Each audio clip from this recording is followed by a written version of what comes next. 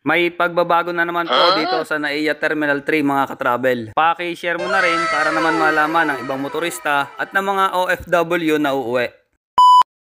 Ito po ay para hindi malito ang mga motorista tulad ng isang sedanayan kung saan ba siya dapat pumunta. Dahil po sa patuloy na pagbabago ng NAIA Terminal 3 ay naging malawak na ang entry ng airport. At ito ay magdudulot sa motorista ng pagkalito. Kung kayo po ay susundo at gusto niyo mag-park sa open parking, pagpasok niyo pa lang po ng airport ay sa pinakakaliwang bahagi po ang open parking. At diyan po kayo papasok. Kung kayo naman po ay sa multi-level papasok o magpa-park, may tatlong entry po ngayon dito mga katravel. Ang unang entry mga katravel ay doon pa rin ang daan sa pinaka main arrival. Ang second entry naman mga katravel ay itong nasa may kaliwa ko. Etong way na ito mga katravel ay dire-diretso na sa second floor ng multi-level parking or sa level B mga katravel. At ito pong way ko ay papunta rin ng multi-level parking mga katravel.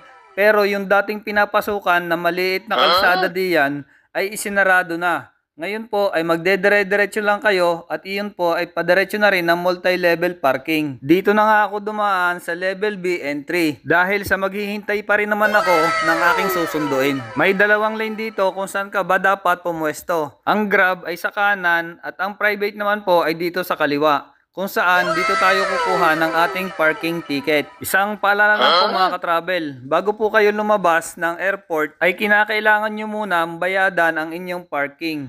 Sapagkat wala pong cashier sa labasan or sa exit ng parking area ng NAIA Terminal 3. Kung palabas na kayo at nabayadan nyo na ang inyong parking fee, i-scan nyo lang mga katravel ang inyong ticket dito sa may exit. Again po, dapat pong magbayad muna kayo ng parking fee bago po kayo mag-exit. Pagka-exit nyo mga katravel ay ito na rin ang way papuntang Skyway kung kayo po ay pa-south and pa-north.